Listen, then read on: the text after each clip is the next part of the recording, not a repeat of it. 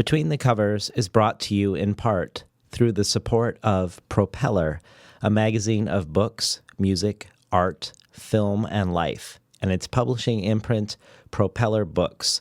Visit them on the web at propellermag.com and propellerbooks.com or on Twitter at propellermag. Next up is my conversation with poet Tommy Pico to talk about his latest book-length poem, Junk, out from Tin House Books. During our conversation, I reference a podcast episode from Tommy's own podcast, Food for Thought, where they discuss the pitfalls and nuances of writing across difference, especially when one is writing down a vector of power. I'll put links to this episode as well as to some other shows that we talk about on the podcast up at the Patreon page. I'll also be adding Tommy reading from his collection Feed, which is forthcoming from Tin House in the fall of 2019, up on the bonus archive. You can find all of this and how to support Between the Covers at patreon.com/betweenthecovers. Enjoy today's program.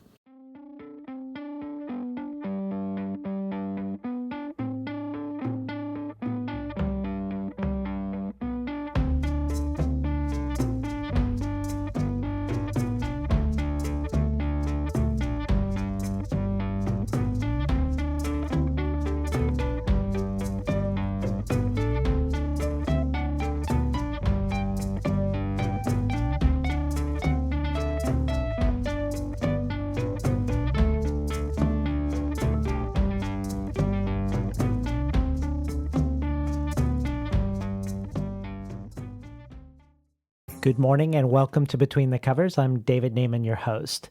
Today's guest is poet Tommy Pico. Pico is the author of 3 book-length poems that chronicle the insights and adventures of his persona Teebs, a queer indigenous poet in New York City.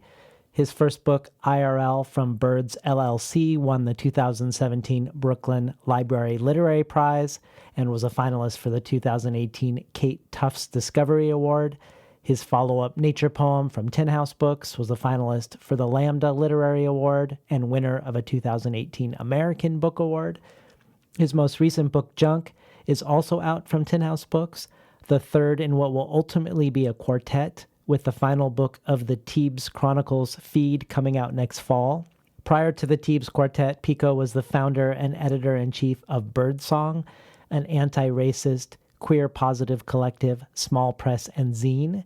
He was also a Queer Art Mentors inaugural fellow, a Lambda Literary Fellow, and a fellow in poetry from the New York Foundation for the Arts. He is also the recipient of the 2017 Friends of Literature Prize from the Poetry Foundation and a 2018 Whiting Award. Originally from the Viejas Indian Reservation of the Kumeyaay Nation, he now lives in Brooklyn, where he co-curates the reading series Poets with Attitude with Morgan Parker and co-hosts Food for Thought, a podcast about queer identity, race, sex, relationships, literature, and pop culture. C.A. Conrad describes Pico's work as the marriage of extraordinarily sharp writing with the most astute commentary on almost every possible thing a human will feel, think, do, dance like, or smell like.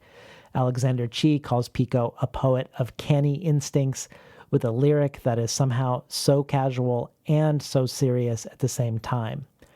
Of his latest collection, Junk, Morgan Parker says, as ever, Pico is a master of inclusion, of elevating the mundane to the sublime, of examining absurdity and grave seriousness with equal measure.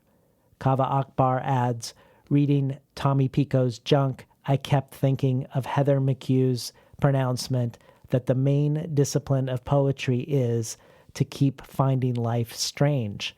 Pico is the master of making the stone stony, or returning the sheer absurdity of being to everything, from grief to intimacy to dating apps to donuts. Junk insists on the urgency of the quotidian, of, to borrow a phrase from Pico, vibrant inconsequence. It's rare to read a book that makes living feel so alive.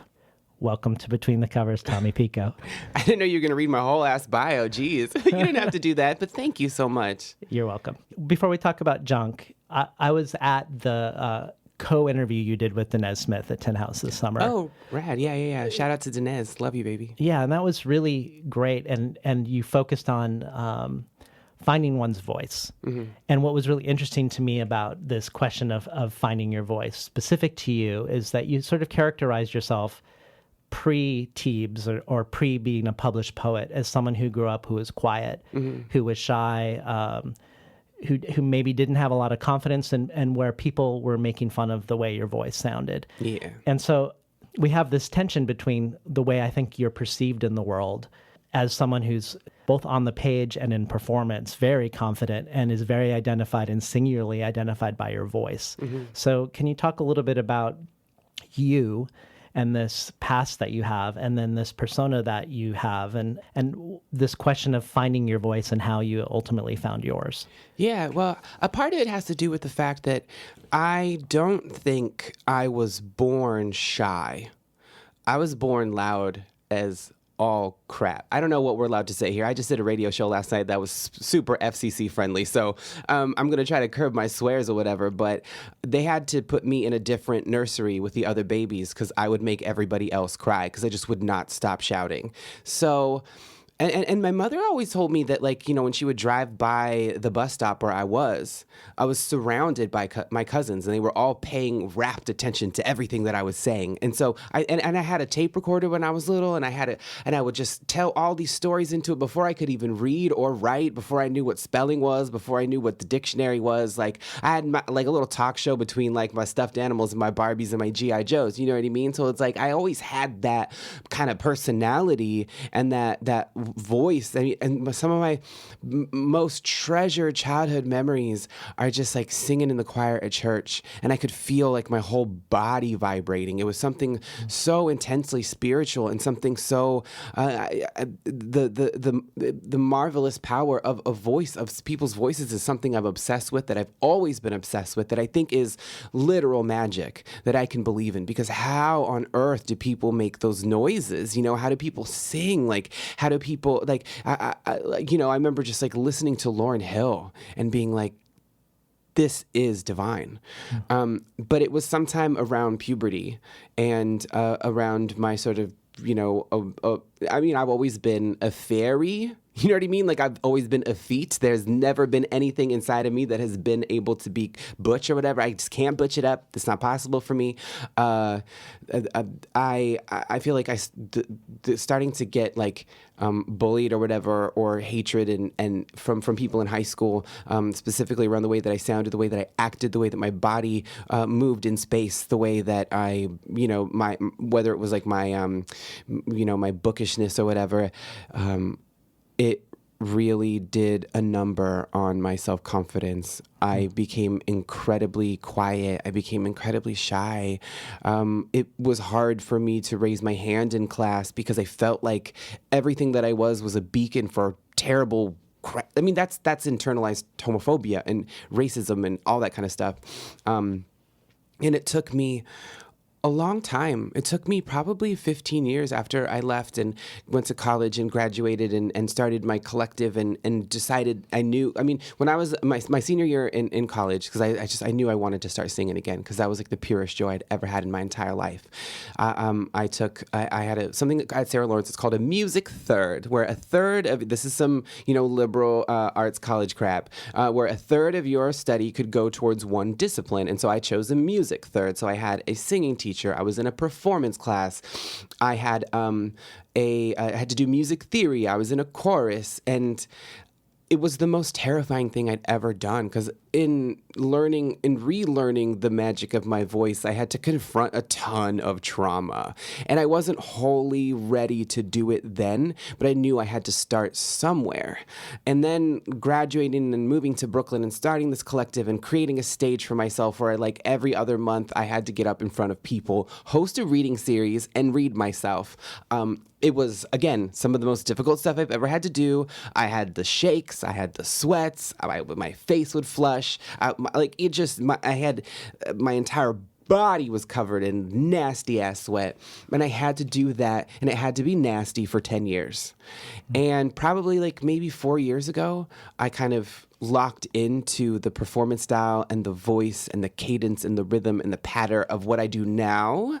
And it was just like a realization of the thing that I knew was there buried underneath all of that stuff, underneath all of that trauma, underneath all of those people telling me that like I sounded like a girl. First of all, I should be so lucky. There's nothing wrong with that. But second of all, it's like all of the things that were uncomfortable about in themselves, that projective identification, like I caught it. I thought there was something wrong with me. And I had to work really hard to learn that those were things in those people that they were not ready to confront, that they were terrified of. And so they had to take it out on me. And I don't take other people's shit no more. So when you arrived in New York, before you had a collective, was there a time period of I don't fit in, and then the collective arises out of trying to find your own space within New York when that's not happening? Or was it I'm going to New York and I'm going to start a collective and I'm going to unravel these acts of self-censorship that I was experiencing before? It was absolutely not intentional.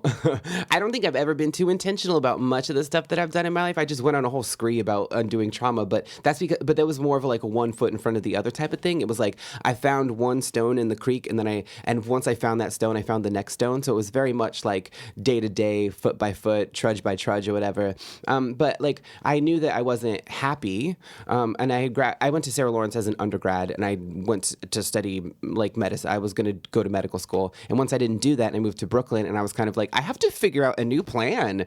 And I tried to find a space for myself in the New York, I guess, literary scene at the time. And I wasn't finding it. I wasn't finding my people. But then I looked around, and I had graduated with a lot of my friends and they all moved to Brooklyn. They were writers, they were artists, they were singers, they were academics, and I was like, wait a minute.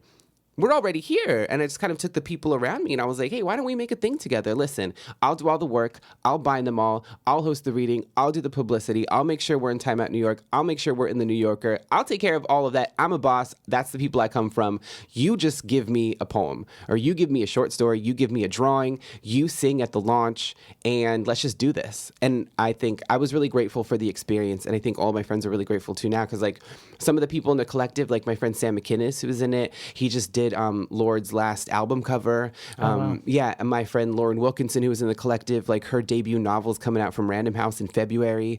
My friend Milan Zernick, who was doing stuff for it too, like he shot Christina Aguilera's latest album cover. My friend Will Varner does some stuff at BuzzFeed now. So it's like we all kind of came up together. Well, Lord's mom, just as a random aside, is a big fan of the podcast. She's a poet in New Zealand. Oh, really? Yeah. So you can say hi to Lord's mom. Yeah, shout out to Lord's mom. So much of your work dwells in sort of a tension or a disjunction between you as a member of the Kumeyaay Nation engaging with erasure of culture, the rupture of lineage around language and knowledge, and then your life, on the other hand, in New York City, a life that one reviewer describes as that of a pleasure-seeking, technology-addicted New Yorker chasing boys on apps.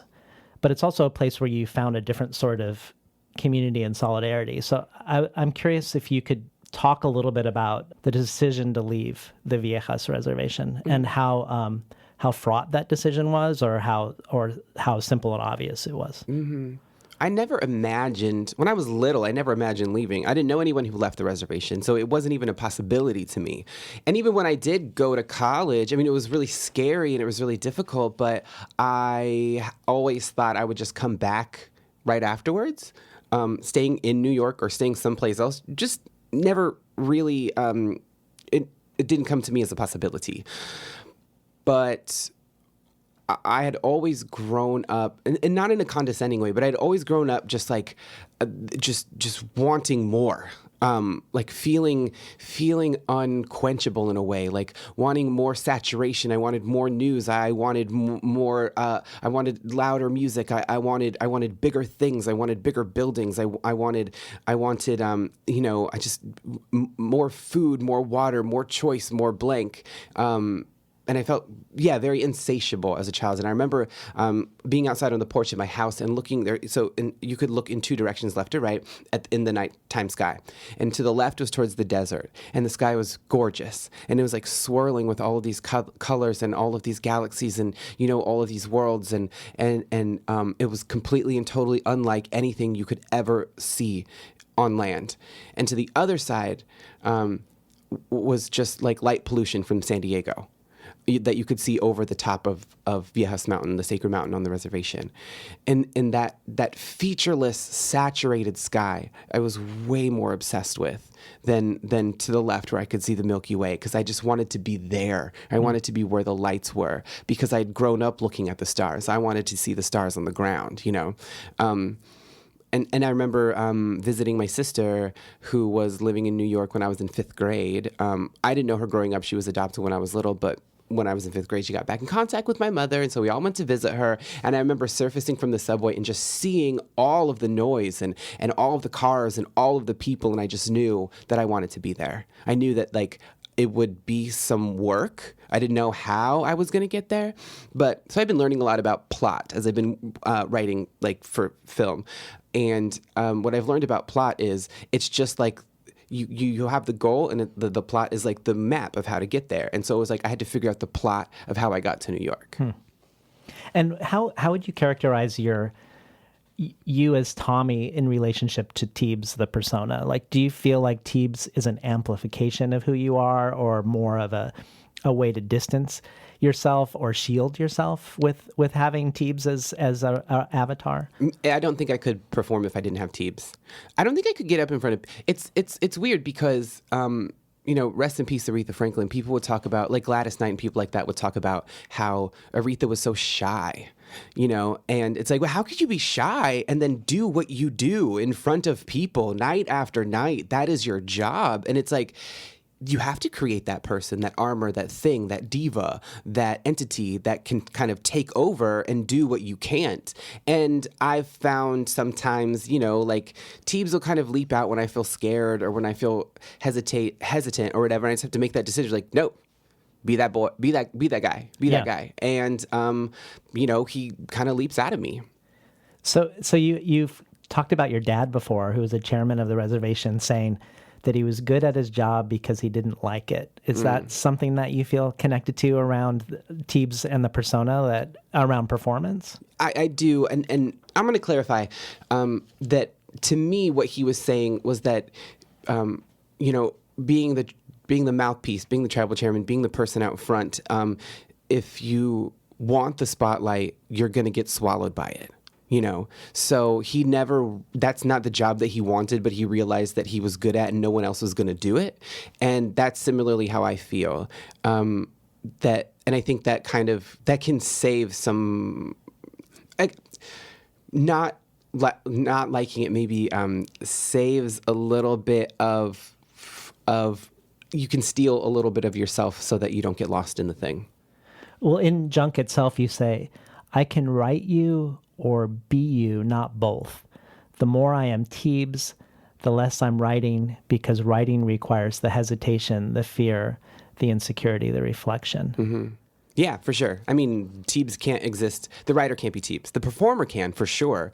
But I think sensitivity to hesitation and understanding why instead, because it's like, you can't formulate and decide at the same time. Like either you're thinking or you're deciding. But in my experience, anyway, you can't do both. Like a trigger has to get pulled, for lack of a better word or analogy or whatever. And Teebs is the trigger puller, but I'm the brain. I'm the sensitive one. I'm Tommy boy. You know what I mean? Like I am a laugh away from a tear at all times. So each of your books has a distinctive form. So IRL, you wanted to write the longest Tumblr post ever, and it's influenced by Tape for the Turn of the Year by A.R. Ammons. Mm-hmm. And then Nature Poem, you wanted to evoke a landscape. There's more punctuation. There's more space around the language. There's more places to pause. Tell us about the formal decisions that make Junk. Yeah, so a part of what I wanted to do, a part of the project of Junk was, it started off as kind of a breakup poem. And I thought, well, wouldn't it be hilarious to do a breakup poem in couplets? Ha ha ha ha ha. And I'd also just finished Garbage by A.R. Emmons, and that was in couplets of garbage to junk. That was definitely at the forefront of my thinking. I wanted the stanzas to be more or less the same length, so I went for as close to 4.5 inches as I could get, because I wanted to make the text formally indistinct from page to page. I wanted to look the exact same, so that and still be made of a thorny kind of language, but that if you found a moment that you really liked and you turned the page and you tried to go back to find it, it would get lost. And that's kind of, I wanted to make a book that was a junk drawer, so that as you went, like a junk drawer is made up of very distinct things, but because of its mass, it becomes indistinct. And so it's easy to lose things in the junk drawer. And so that's kind of what I was going for formally with the book. I imagine that the editing must have been crazy. I cried all the time. There is so my friend Roy and I were staying at Airbnb in Austin, and he would come out regularly, and I would just be sobbing into like a goblet of wine, watching for Dusk Till Dawn, the television show, because I anytime I edited something, it would jam up the whole thing for 80 pages, and there was just weeks of me just weeping, being like, this is going to be so difficult to put back together, but it still needs to be the best it could possibly be. And so when I did a workshop at Tin House a few years ago, and Jericho Brown was my workshop leader, and he pointed out that like, I think this isn't what he said, but my interpretation was that I had stopped editing it because I was afraid of fucking it up. And I was like, ugh. And so there are certain parts where he points out, he's like, yes, this is a long poem. Yes, but are these words the best words? You know what I mean? You could use run, or you could use scamper, or you could use leap. Are you using the best words? And I got so mad because I knew I had to do another sweep over the thing and fix the words that weren't working, and that messed it up. But then when I stitched that back together, it was the final piece. Wow. So this was probably the most difficult to edit because of that 4.5 inch constraint? It was the most difficult to edit. It's also dense. So its word count is like twice the other books. And it was just, I didn't know going into it. I'm glad I didn't know going into how difficult it would be, because I probably wouldn't have done it. In case you just tuned in, we're talking today to the poet Tommy Pico about his latest book, Junk, out from Tin House Books. So much like you trouble the notion of nature and what is natural in nature poem, you sort of do the same thing, exploring every conceivable connotation of the word junk. But I'd love to hear what you feel are the principal questions or the primary meanings of junk that sort of motivate or help you unspool all these different connotations of junk in the book. Yeah, I mean, the adhering molecule or whatever, the speck of dust around which the snowflake gets made, was that I wanted, so it became in the wake, like I said, of a breakup, but also the loss of an apartment and the loss of a job. And I was just in that kind of stasis, and I could not, like, I didn't know where I ended and the rest of the world started. I felt super porous, like the membrane that keeps me inside just kind of popped, and I was just reckless. I felt like unmoored, but I had to figure out how the feeling, how I could translate that feeling into something more useful. And then I started to think about this idea of use and the idea of utility. And if you are stripped of your identities in some way, can there be a kind of beauty, or can there be a solace in just being and not having to do? And that liminal space is what I call junk. Well, I want to ask you about usefulness in the realm of language, because I feel like you question the usefulness of certain language in this book, language that perhaps is really junk language, but it's disguised as elevated language. I think some of the things you're pointing out are the ways language is utilized and instrumentalized and even weaponized. But I was hoping before we have this conversation, you'd read a little excerpt that I picked out for you. Yeah. From Junk. How sad to only feel suspicious love, subcutaneous suspicion, or sometimes thorny suspicion, ossified suspicion, Hedwig's journey through wig in a box, finding a way through the perceived prison of makeup and wigs into identity, haven't figured out how to be Indian and not have suspicion coursing through me like cortisol, but we all have our struggles. I'm learning to be less wary of abstraction. It looks periwinkle. Sorry, my mom's a synesthete. I've had to suffer through so much abstraction in these book things. You can at least give me a few more pages. Hunger is a room to be tended is the kind of sentence I resent. In fact, if you don't like everything I like, you're a goddamn dog pornographer. Abstraction, how can I say this? My rancor isn't anti-intellectual. I just hate it when you never use contractions. Do you want to do something fun? Do you want to say LARP 5 times fast? LARP, LARP, LARP, LARP, LARP. The Bradash, the shaman, the noble savage, the Indian problem, the squaw, the Indian princess, the spirit animal, the drunk Indian, the teary-eyed environmentalist, considering something as a general quality or characteristic apart from its concrete realities, specific objects, or actual instances, from the Latin word for separation. Work it like you're working a pole. God, I can't believe I'm actually going to write this. Hi. I like myself. It's taken me 7 generations to dig my junk situation. It's how I'm seen, felt, and fought, the American imposition that rumbles my coffee break. I shout into the God buffers, in the buff. Shit, that Erica lyric is actually feeling kind of hungry, 'cause my high is coming down. Speaking of munchies, it's okay to be wrong, dummy. My squishy, delicious brain begs me to write, but the couch in the office siren songs like rich vanilla and almonds. Nap, gentle hero. Nap, damn you. From the window, the city grows brackish beanstalks, tall and fat and largely dark. Only a craptacular society would build luxury rooms not even the lights will live in, while so many sleep in slumps surrounded by all their junk. What's the material significance of an empty luxury apartment? What it's like to express potential over utility are not lost on me.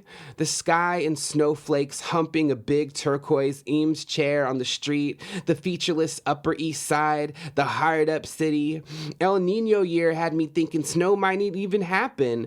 The kitchen junk, the closet junk, the shoes I always mean to resole. If junk is the space between utility, the poet and writer's block, and somehow the junk, aka history, aka snow, keeps piling up, there are far too many beauties who think they're trash, and too many dipshits who think they're God's gift, too often impaled by the reflex to ascribe meaning onto things. We've been listening to Tommy Pico read from his latest poetry collection, Junk. In this section, you say, I'm learning to be less weary of abstraction. And I suspect, but I'm not 100% sure you're being 100% ironic. But I think back to a conversation I had with the poet Yun-Song Kim, who talks about the white cube of freedom that white artists operate under. And she's very suspicious of all abstract art. And then a later conversation I had with John Keane, who I think shared many of Yun-Sung Kim's grievances, but didn't have the same across the board suspicion of abstraction. So I was curious a little bit if you could talk about what you're interrogating here with abstraction and where maybe you fall ultimately. Yeah. Well, this is going to be a little indelicate because I don't think I'm necessarily smart enough to totally talk about this subject, and I'm not talking about that in a self-deprecating way. I do believe in my intelligence, but I don't think I'm smart. I just think I listen and I pay attention. But this specifically was regarding Frank Moten, and I was with my friend Roy, shout out to Roy, and we were talking about Fred, and I was just like, and we were talking about the kind of supremacy, the white supremacy of abstraction, right? My suspicion of it is that it's not saying anything different than I'm saying, but like you have to submit to it in order to glean its intention. And that kind of submission I'm suspicious of as an indigenous queer person in contemporary Trump's America. And it's like I want to make things that feel like they're earned, that people come to, that not necessarily things that people have to submit themselves to. And then I was like, but I'm writing a fucking poem in couplets. Like, what are you talking about, Teebs? Jesus Christ. And I think anything worth your time requires a kind of submission. And so I was in that instance in particular, I was trying to be less suspicious, not only of abstraction, but all systems, right? All systems that require investment, and that maybe it's investment and not submission. I love that answer. Thank you. Well, when you say lines like, what's it like to express potential over utility? And what's the material significance of an empty luxury apartment? And when you critique future tenses, like what if we, and in IRL you say that you recoil at the use of the word we, I think of other Native poets who are also working on insisting upon utility. Like I'm thinking of Layli Long Soldier's engagement with Obama's apology. What does that apology mean as rhetoric if there's nothing that's like actually tangibly happening in the world in relationship to the words? And she also resists using we often in that collection. But when I think ultimately of the first person plural and rhetoric in poetry, it brings me back to sort of the ultimate first person plural user, the we rhetoric of Walt Whitman, who is sort of a poet most associated with the aspirational American dream. I have to wonder how an indigenous poet, and I'm sure all indigenous poets have different ways they do this, but how does Tommy Pico orient himself to Walt Whitman, sort of the founding father of the American canon, with regards to this and this sort of rhetoric? I don't know her. Basically, I'm just like, this is the new American rhetoric. You know what I mean? Like, this is my form now. I didn't ask for this language.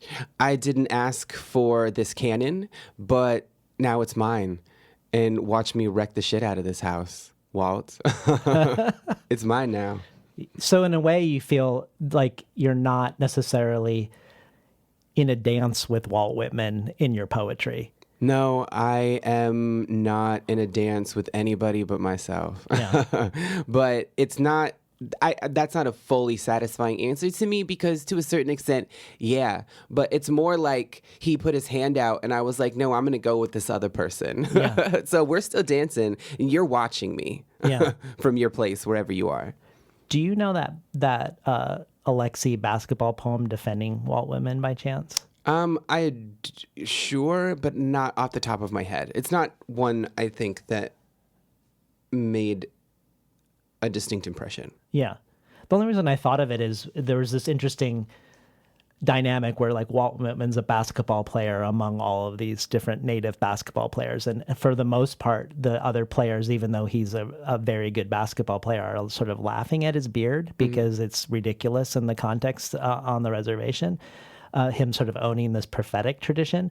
But ultimately, in the end, the line is something like, this game belongs to him. And I wonder about like how no matter what's happening, you're sort of on the court of the game that was invented by Walt Whitman or by so they're playing by the rules of basketball in this poem. But there's an ambiguous ending. And when you say that in a way you're accepting a different hand and maybe you're just stepping onto another court.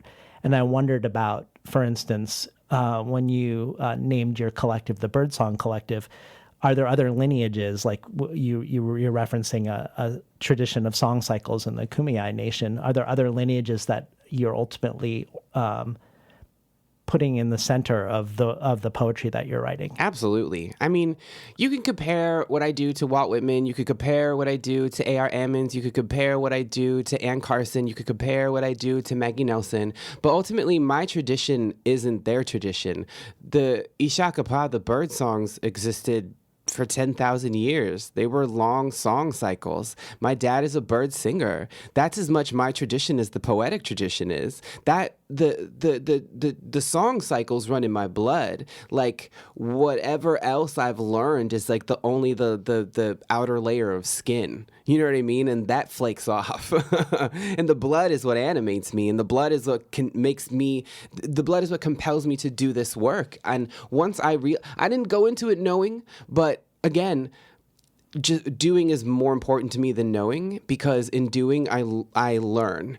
And it wasn't until I started that I realized the tradition that I was borrowing from. I didn't get into it being like, I'm going to make the first new bird songs in 250 years.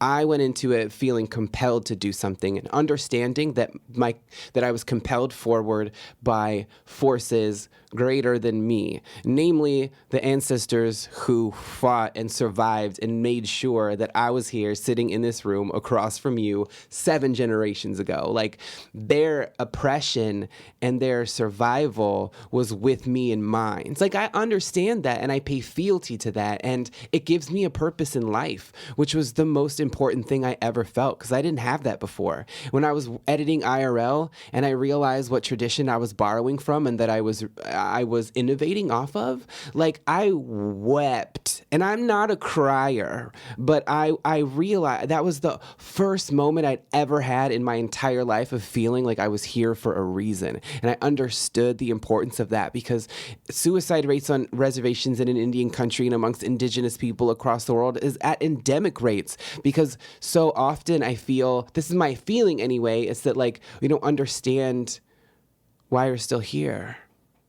And not in like and almost in an existential way, but in a physical way. And then it's like, well, I'm going to end this question by ending myself. And that breaks my heart. And so I just kind of understood. And I know I'm talking this in the context of junk and talking about like trying to find a solace outside of utility, but utility is also really important. Yeah. And that's why I said, you know, like, whatever, this game belongs to him, sure. But before that court was built, there was like a cement that it was built on top of, and that is what's mine. Yeah, and one of the ways I would want to connect not your work to Walt Whitman, but your question and your interrogation of abstract language back to this question of junk. You say in junk, what goes into the display case versus what goes into the junk drawer. And when people write about Walt Whitman's relationship to Native tradition, like, here's what one academic said, because everyone's talking about his contradictory views.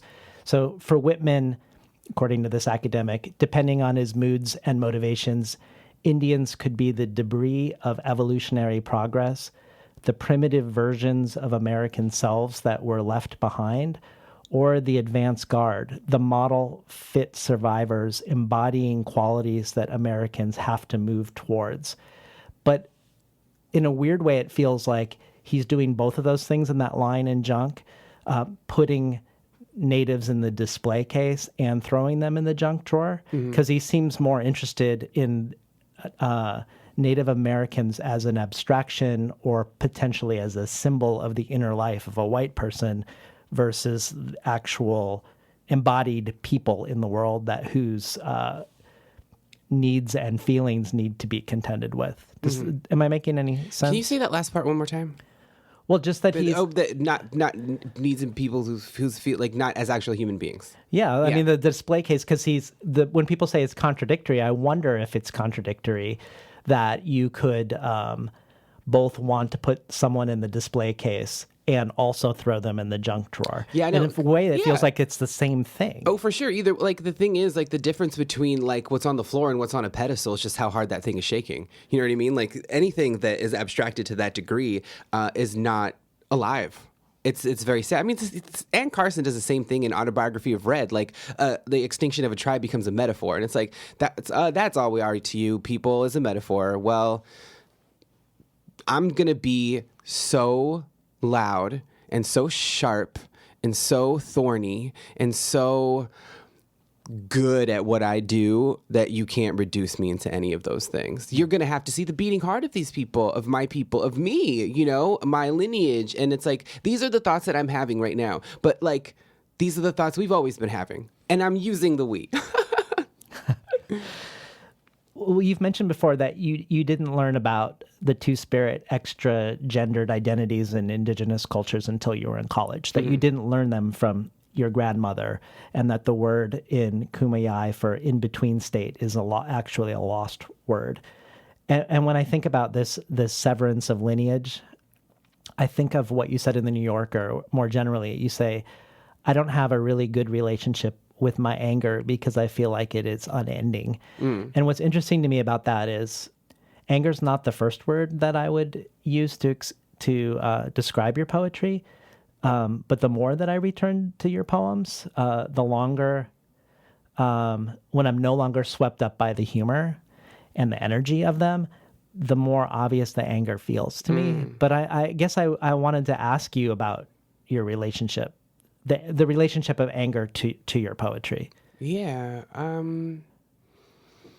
If you take into account the humor, right, and you take into account the obsessiveness, and you take into account the hunger, I think they can, in different ways, if you pulled on the tether and you connected it, you would find, I suspect, that they all have their origin in anger.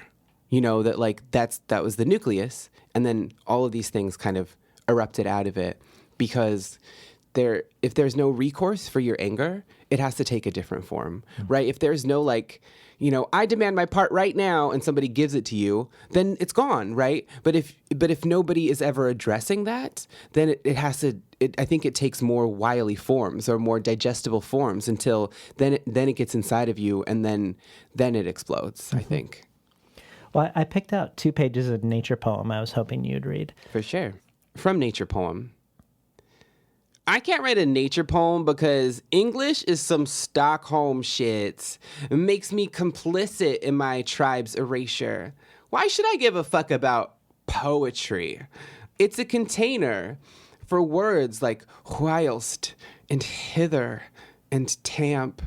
It conducts something of permanent and universal interest. Poems take something like an apple and turn it into the skin, the seeds, and the core. They talk about gravity, about Adam and Snow White, and the stem of knowledge. To me, Apple is the Indian drag queen who dresses like a milkmaid and sings Half-Breed by Cher. I would give a wedgie to a sacred mountain and gladly piss on the grass of the park of poetic form while no one's looking. I would stroll into the china shop of grammar and shout, "Let's trash this dump!" and then gingerly slip out. And unrelated, once I called a cab to take me through the drive-thru at White Castle after the dining room closed.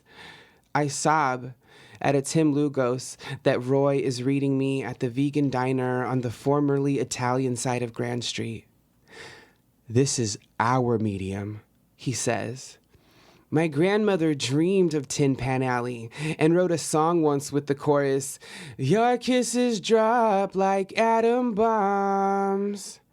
Get in, loser. We're touring landscapes of the interior. In the mist of words, the plume, the matter, the radiant energy. From a nature poem, part 2. I can't write a nature poem because that conversation happens in the Hall of South American Peoples in the American Museum of Natural History between 2 white ladies in buttery shawls as they pass a display case of traditional garb from one tribe or another. It doesn't really matter to anyone, and the word natural in natural history hangs. Also, history. Also, peoples. Hangs as in frames. It's horrible how their culture was destroyed, as if in some reckless storm. But thank God we were able to save some of these artifacts. History is so important. Will you look at this metalwork? I could cry.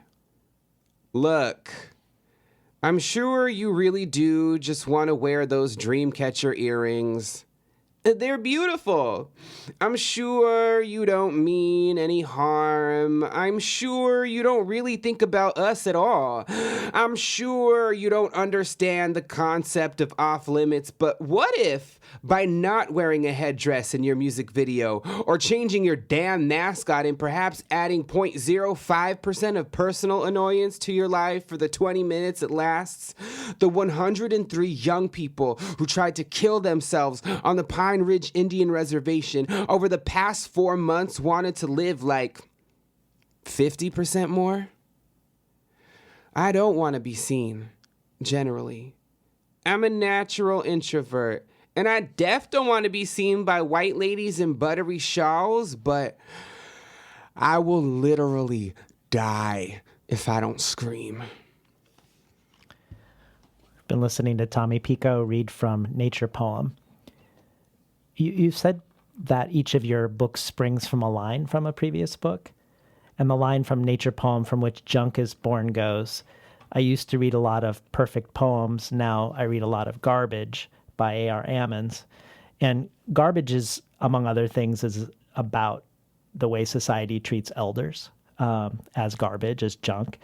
And I guess I wanted to hear about who you're trying to honor or draw power from, poets or otherwise, and when you're writing specifically with junk, but for any of the Thebes chronicles. Yeah, well, in junk specifically, taking that interpretation of garbage, I was thinking, well, that's not really, I mean, I definitely appreciate it and loved it, and it's iconic to me, but I couldn't claim garbage. I needed another word to describe the way that I was feeling and the kind of stasis I wanted to give shine to. And it was understanding like, okay, yeah, maybe like I'm not factory fresh, but I'm also not garbage. So what is in between that? And that's where kind of junk came from as a moniker. And mostly it was to things that, or people, concepts, ideas, etc., that maybe have outlived their original quote-unquote purpose, but are waiting for a new kind of use, right? So anything kind of liminal, anything kind of in between. That was the impetus anyway.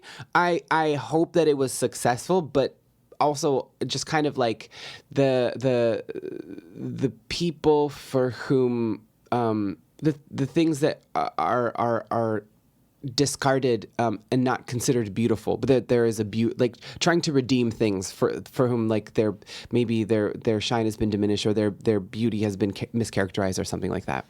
And your mom literally worked in a thrift store, right? Yeah. With a lot of items that were broken that you were playing around in as a child. Yes, absolutely. I had a little box.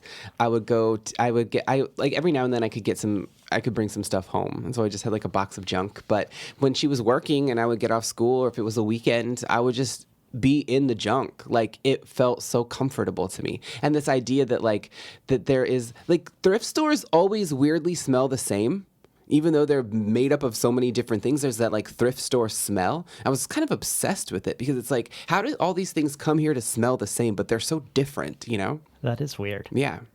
So you've mentioned A.R. Ammons as one of the reasons why, or one of the influences around you doing book-length poems.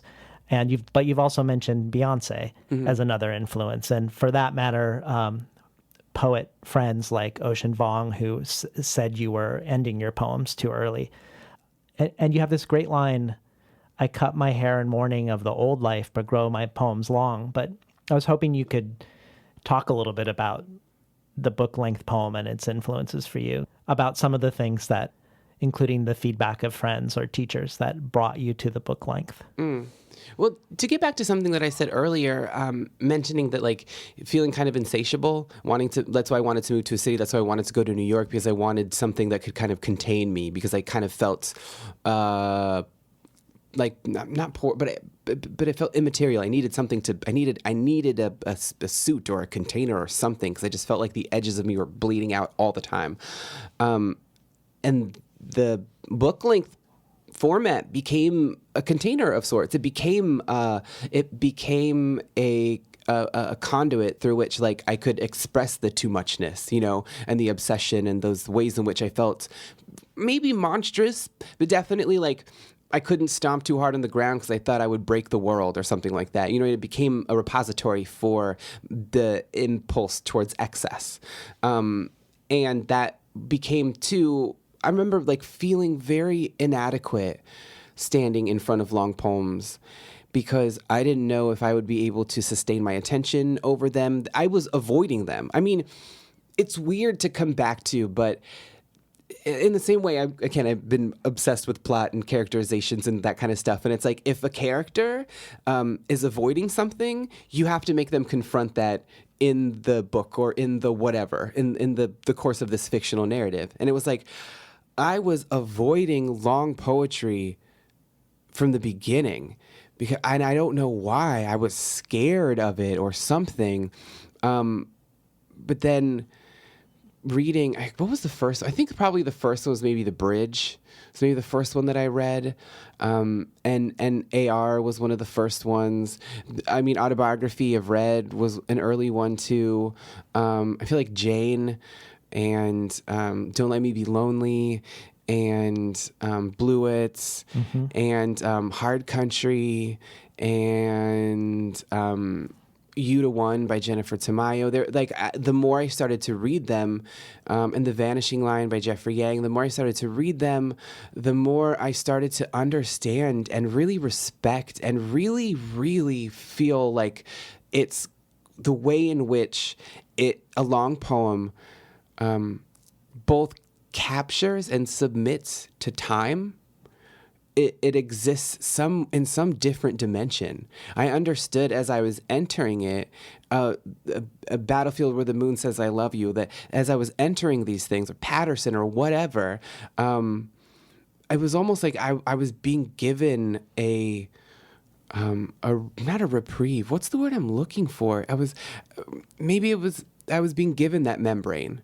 I found myself in a kind of container, and it just kind of it like just vibrated differently for me, and they became super enriching, and all of my intelligence and all of my attention, if I submitted it, to use a word that I've used before, if I submitted it to the work, it would come back to me tenfold. Like I felt nourished. Like I felt like if I tried my best, I would get my best out of it. You know, that it was almost like a karmic exercise. Maybe all poetry is like that for different kinds of people, but that's what long poems are for me. Yeah.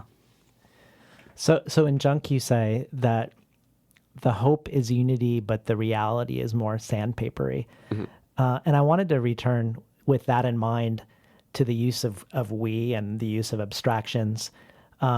Particularly if we think, again, to Walt Whitman, the use of we by a white poet to collectively represent people whose experiences aren't his. So one of the other, I think, highlight moments of the summer workshop this summer was your live episode of the podcast, Food for Thought. And you talk specifically about writing across difference. And it was so thoughtful and nuanced, and also so generous that I know Tin House is considering making it obligatory listening for new. Really? Yeah. Oh, okay. They've talked about the possibility of having that be sort of part of orientation, essentially, for new students. But I'm hoping we could talk. Well, I hope people will go to Food for Thought and listen to this podcast episode. Please do. But I was hoping in the meantime we could talk about this sort of eternally recurring question of writing across difference, especially when one is writing down a vector of power. I think anyway, it requires more intention and thought than writing laterally or upwards. So it's like, what is your investment in this community, in this voice, in this identity, and can that be better served by something other than a persona poem? Can that be better served by something other than a character who speaks in AAVE? You know, so that's one thing that I feel like I'm always mindful of. Is it, you know, could you just show up to a rally? Could you like donate to a cause?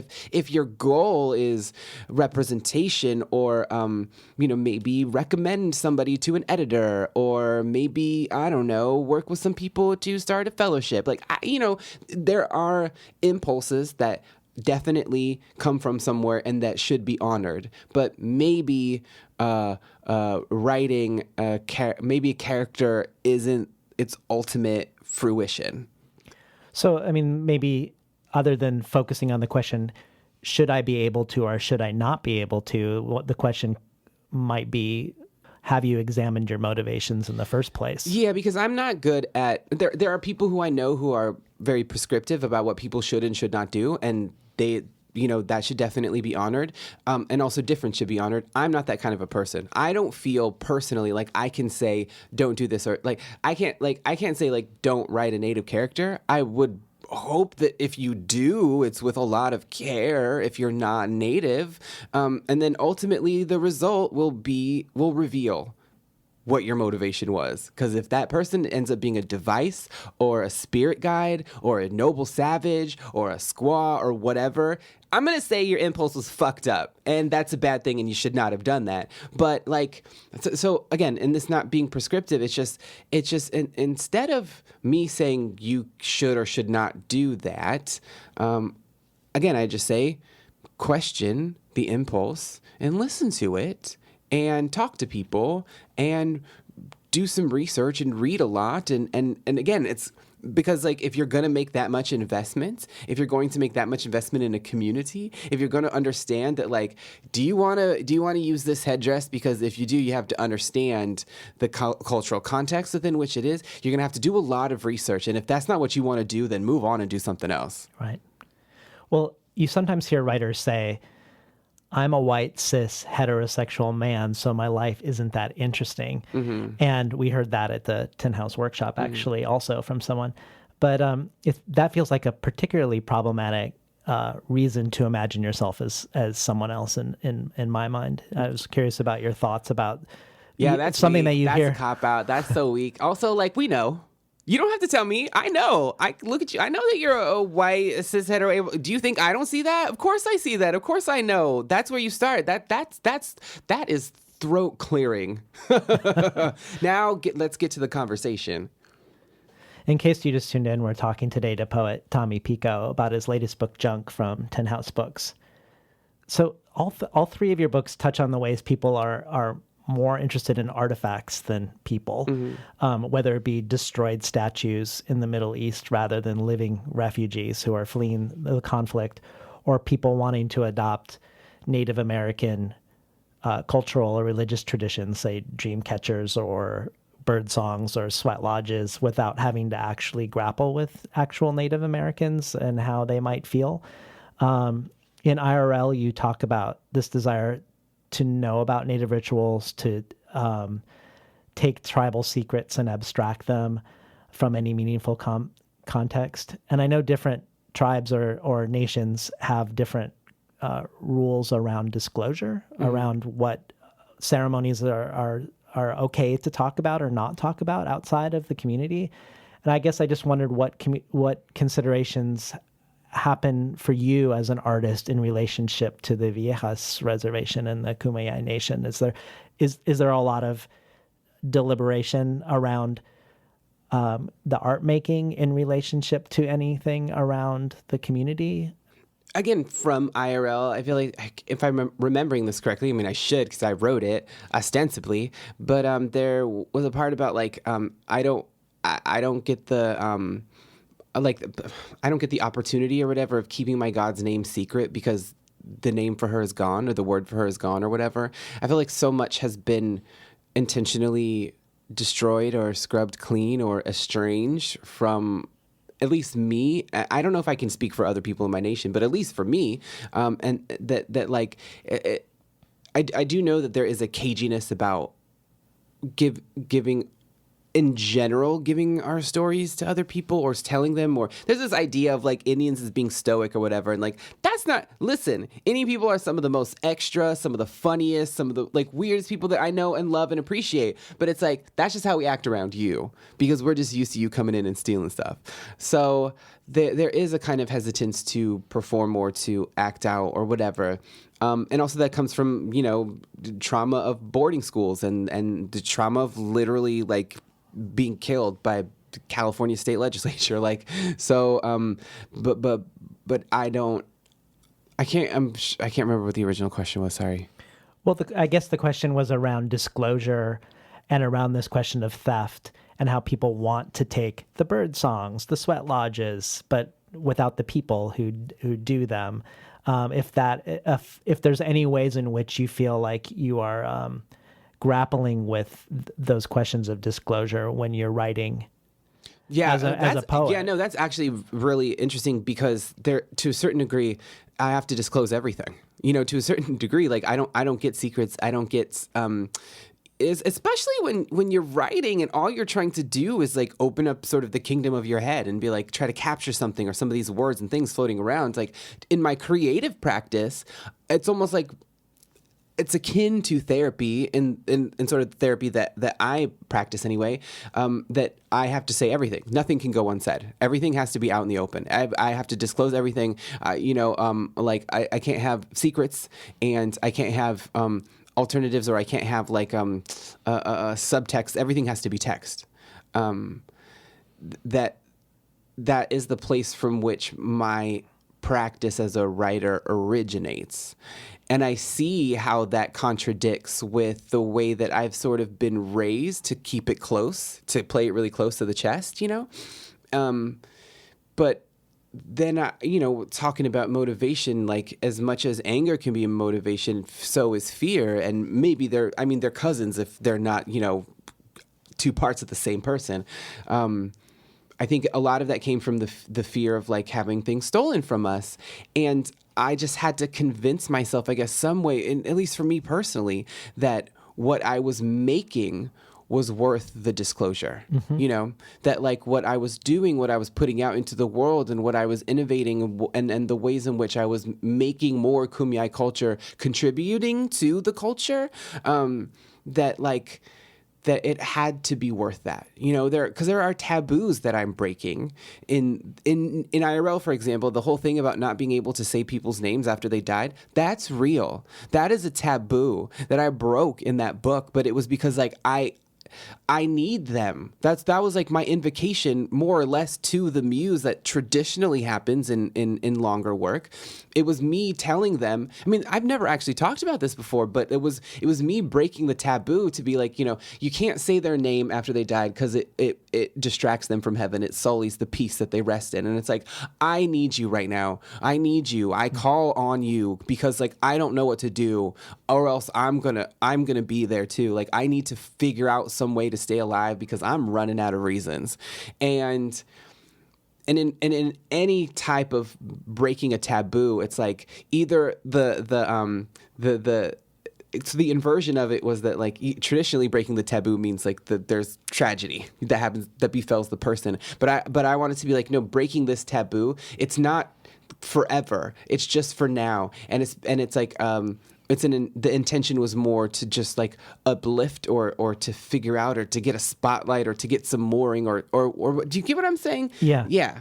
And has that created any friction around people who in the Viejas reservation who would have preferred disclosure? Like, I mean, is there probably? Yeah, but the thing is, like, you can't live with everybody else's voice in your head if you expect to say anything. Yeah. You have to hear your voice first. You know what I mean? You have to fix your mask before you can fix the mask of the person next to you. And it's like, I can apologize, but I needed a reason to stay alive. You know what I mean? Like, and I've had so many other like young, weird, queer, indigenous people talk to me. I mean, we were talking off mic before about me sort of perpetually being on tour. Like I travel all the time. And one of the reasons why I keep doing it is because without fail, in every stop, there's at least one weirdo native person who's like, I see myself in this.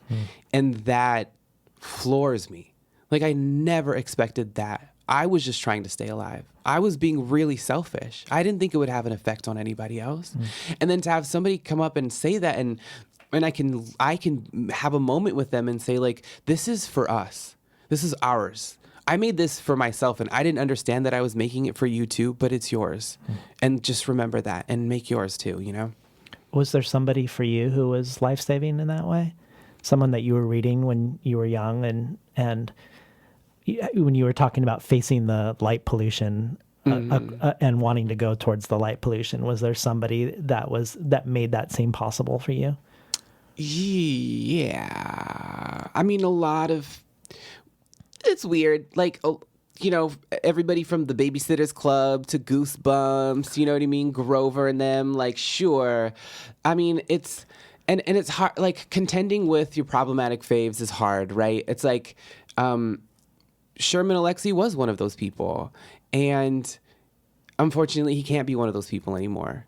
But I can't deny that his work was incredibly powerful to me in showing me somebody who came from a similar cultural context that I did, but who's right. And I'm not saying I'm not like shitting on N. Scott Momaday or Joy Harjo or Linda Hogan or Louise Erdrich or any of those other people who also did this had a similar effect on me. But it was like the sharp, the barb and the anger in the humor and all of that kind of together in that like rubber band ball that I responded to personally. That's well said. Well, let's talk a little bit about your next project, Feed. Okay. Tell us how it interlocks with Junk, how it comes from Junk, and what is animating it that makes it Feed and not Junk. Yeah. My editor told me, he was like, this isn't pejorative, but this is like very sweet. It's a sweeter book. I think that anger is the least motivating force of Feed. And in a way, it completes the circuit of the 4 books. I thought of them in terms of 4 seasons. So IRL was the summer book, Nature Poem was the fall book, Junk was the winter book, Feed is the spring book. There is, in the way that I think Junk was really searching for, it had the idea of I'm not going to say relaxation, but it had this idea of solace that I think Feed realizes. And it's so referential to IRL and to Nature Poem and to Junk in the way that, like, I think Feed was the thing that I always wanted to write, but I needed to get some other stuff out of the way first. And so there's a way in which it's still obsessed with obsessed with the technology, obsessed New York world, etc. Feed, yeah, IRL, Feed, yes, I see how they're related.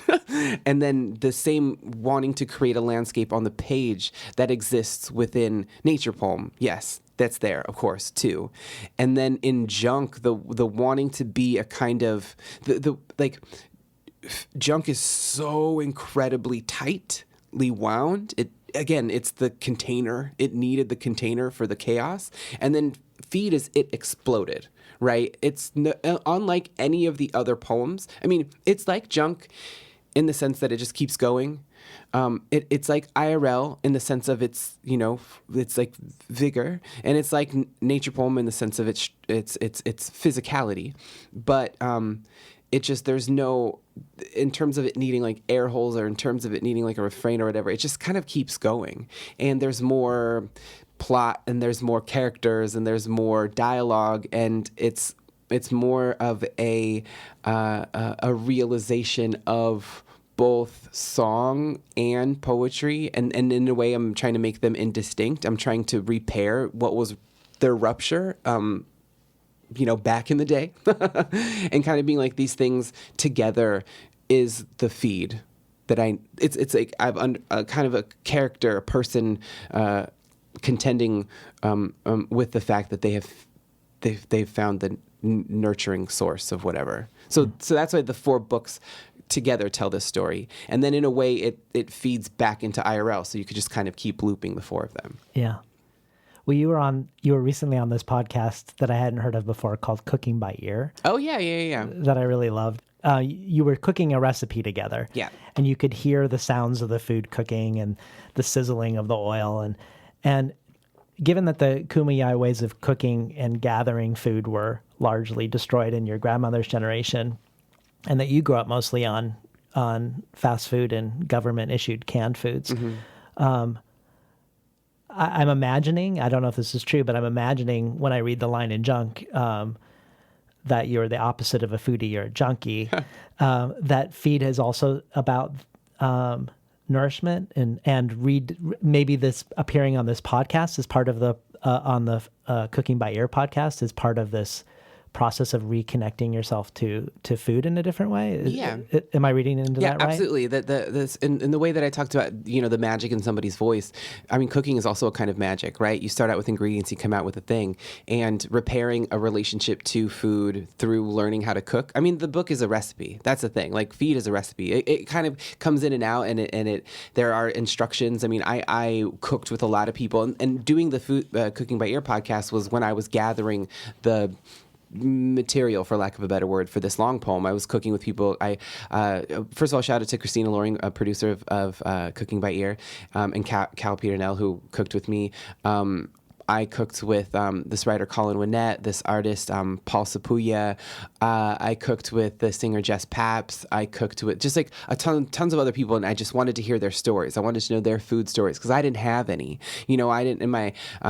My friend Becky, who just remembers like cooking in her grandmother's kitchen in Mexico City, and because I needed some of that magic. My friend Liz Hirsch, who's an artist, I cooked with her, and she made me some of her, like we made this pasta dish, and she was talking about how like she learned to cook with her husband, and like that's the thing that they did together, right? So like that was a part of their bonding, right? And so I became a part of their relationship to a certain extent too. Or my friend Christina Loring, producer of this podcast of Cooking by Ear, we made one of her grandmother's red sauces, and it was like. It's sort of like in her memory, and it was like not soon after she passed, and she didn't really know if she wanted to do that, and then we ended up doing it, and we cooked well into the night. We finished at like 11 p.m. and we were all exhausted, but it was just like so cathartic, and I was just like because I don't know how to cook, and so I was teaching myself how to do it, and so in a way I was like, these are the ingredients of a Teebs or a Tommy or whatever, and the book is also epistolary in nature, so it kind of checks in Dear Reader every now and then, because I think of recipes as being epistolary, and it also gave me, I think epistolary work very quickly gives you an audience you're writing towards. And I had been collecting all this material and cooking with all these people, but I still didn't have the form. And so I had a lot of notes, but I didn't have a poem yet. And I was like, how do I turn this into a poem? And I did this residence at the Ace Hotel called Dear Reader, curated by Alexander Chi. Shout out to Alexander Chi, one of my favorite people in the known galaxy. And you had to stay a night at the Ace, and then you had to write a letter. And I started off, it had to be started Dear Reader. And once I got that, it was like I found the pasta machine to like feed all this dough into. Well, let's end the conversation today with another reading from Junk. I picked out another section that I think also maybe touches on some of these questions around food as well. Molten, forming, a rock becoming magma, becoming lava, becoming land, the trauma of lava, the lamp of the ancestors, and later a cheeky find in the junk shop and rising in our living groom. Just because nothing cares doesn't mean it lacks meaning. What's the point of curiosity but a train rolling past the spot where the Donner Party feasted and then go on a 4-hour Wikipedia downward spiral? I'm the closest thing to a mime parade, I whisper, home late, tiptoeing down the creaky hallway, trying not to wake my roommates. Nice chicken parm, sluts, I say to my fingers at lunch. Dissociation is evacuating from the inside. I just know we'll have a good time. Junk. A relief map of your traumas, dipping your whole arm into the bin of sunflower seeds. I'm in my Shonda Rhimes year of yes, and so far, it's pretty freak. I gave a beach to a logger in town for a football game at his hostel. Almost wrote hostile. The old-fashioned way is in I met him at a bar after lingering eye contact. No apps. Told him I was writing this poem. Flush with success after only eating half the cheeseburger for dinner. For the first time in my life, it wasn't no burger or 4 burgers. Full-on Rocky situation. He said he was flattered every time his girlfriend's gay friends grabbed his beer can began. Bacon-wrapped, date-flavored Doritos, the artifice of order, predictability, measured time, present wrapping, order, pockets of order, or Durham. I dumped a boy from Raleigh today. The baton of junk, the dance whirls, war turtles. So what if I doggy paddled into the ocean to crap? Whales shit in the ocean all the time. Cut to mall dressing room, 1,000 outfits montage. Ignorance is a tool to revive the feeling of doing something new. Junk has to be the poem of our time. Pointless accumulation, clinging to a million denials.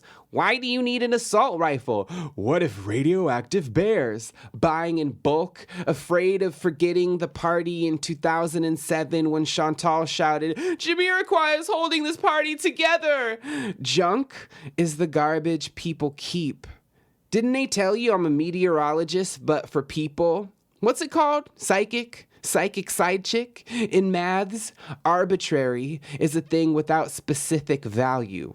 Quite the junkery. The world, all of its rock formations and space missions and presidents and religious phobias and fashions, fossils, all of it has always seemed so arbitrary to me, because to survive this long into an occupation feels sometimes so arbitrary to be, and then sometimes so divine. Who else could survive but my line? It's true. Your junk won't save you from a tsunami, but I'm descended from a group whose cultural history, language, gods, cosmology, calendar, stories, government, gate was capital O obliterated. I'll stop writing this when it stops happening. So when I get anything, it's hard to let go. Resisting death for generations. I want to make the opposite of death.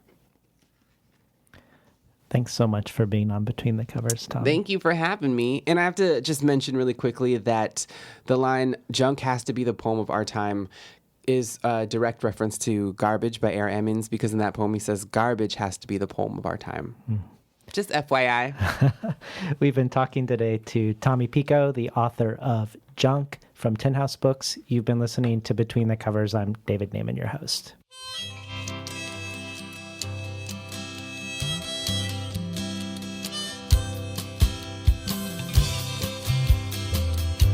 Today's program was recorded at the studios of KBOO, volunteer-powered, non-commercial, listener-sponsored, full-strength community radio from Portland, Oregon, found at kboo.fm.